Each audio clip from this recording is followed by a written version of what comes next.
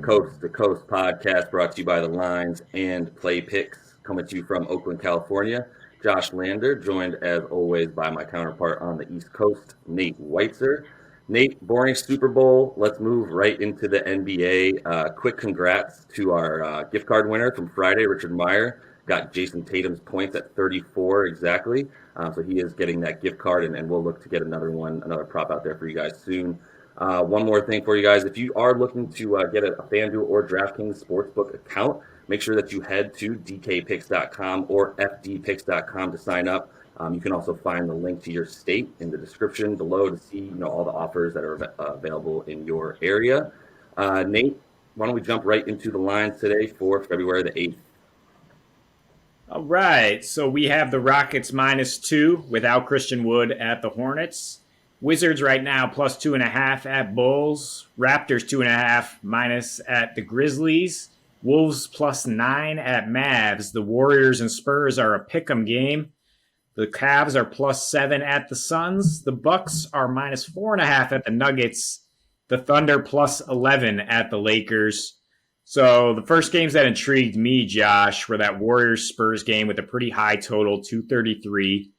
Also looking at the Wizards after their struggles and back-to-back road games, thinking about taking advantage with the Bulls at home there. And as always, I think we can look at the Lakers under, especially when they're going up against a deficient offensive team. So I must ask you, where are you putting your money tonight? I'll start with that Bulls-Wiz game, Nate. As you mentioned, the Wizards are coming off. They're on the second leg of their back-to-back. We'll see if Russ Westbrook plays. He normally sits on those second legs this season, and they're bad right now in general. But on the second leg of back-to-backs this season, they're 2-3, giving up a bunch of points as they always do. They're just 3-7 on the road in general, and against their Eastern Conference foes, just 3-10. They give up a ton of threes. The Bulls have Zach LaVine, Lauri Markkanen, all those guys pulling, Kobe White. I really like the way the Bulls are obviously trending, especially with Markkanen back, scoring the fourth most points in the game. Both these teams have a pretty high pace, but you do see Washington perform a lot worse on the road, especially offensively.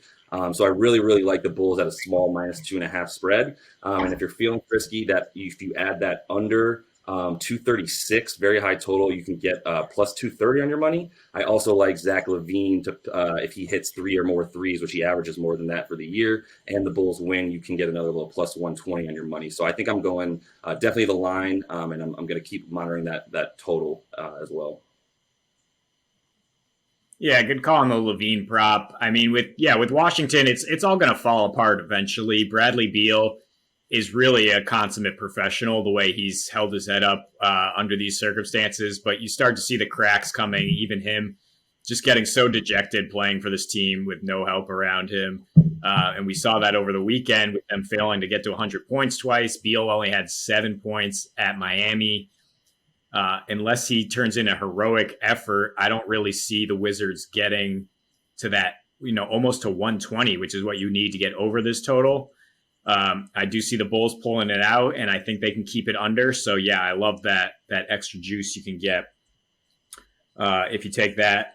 And looking at the Warriors and Spurs without a spread right now, I'm leaning Warriors. I think they've actually gotten some addition by subtraction, right? We see this sometimes with teams, including the Spurs. When you take out your center, you play a little more freely, especially if you're the Warriors and you have a point whatever Draymond Green plays, running things from the high post, right? 15, 16 assists the other night with a ridiculous line, almost didn't score in the entire game. But he's opening things up for Steph, who's averaging now 35 and shooting 54% from three in his last 5 games. The Warriors handled the Spurs 121-99 a couple weeks ago. They're averaging 130 points per game in their last 5 against teams with losing records.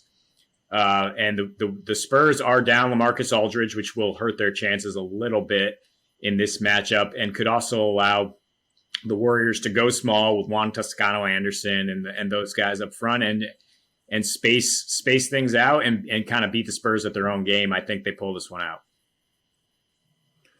I'm with you. I'm staying away from what's going on with the Dubs right now, just because it's a little bit all over the place for me specifically, and they have this weird history with the Spurs that I don't know if it's just because when they started things, it was the Spurs were their foe, and it just seems like they're still Big Brother in a way, and it scares me. But I support the logic behind it for sure. And moving to a game of two even better teams, honestly, the Nuggets and the Bucks. Despite being two offensive powerhouses, something weird, Nate, that I saw right away was just that in the last 7 games, these two teams have dropped to Milwaukee being the 19th best offensive rating and Denver 24th. So some oddities there from these two teams recently. Although Milwaukee looks really hot lately, I do want to bring up they are on the road where they're much worse, especially against really good teams. They continue to be a bit below average against teams that are with above 500 records. On the road, as I mentioned, they're just 5-6 and 5-6 against the spread as well. They score less and give up more points on the road by about 3 and 4 points each.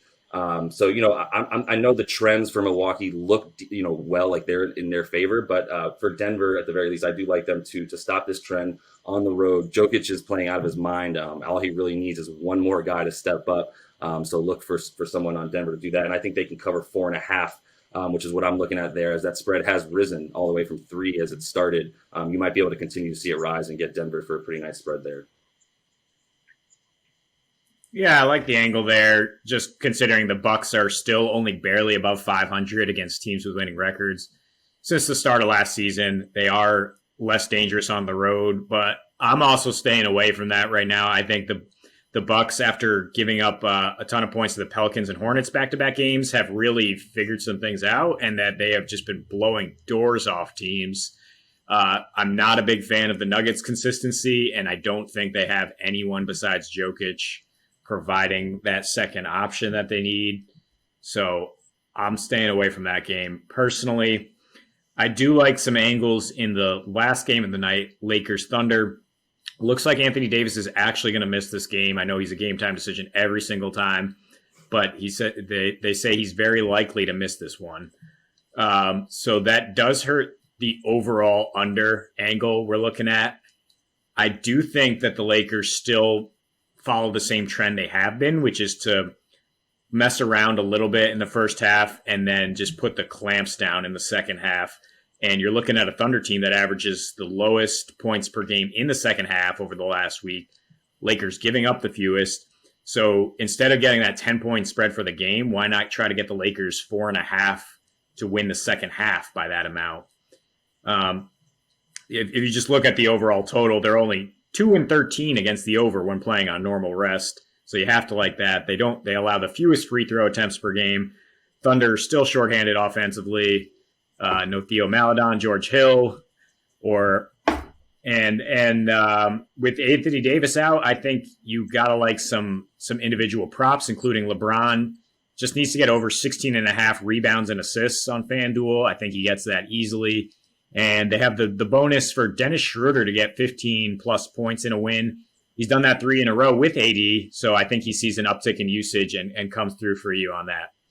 Yep, I really like your Lakers bets there. I love LBJ and what he's been doing in his MVP campaign for sure, as that's what he's going for. As you see him, playing the second leg of these back-to-backs, and really, to your point about those rebounds and assists, really, feeding guys when they're playing poor opponents as they have tonight against the Thunder. So definitely love those LBJ props.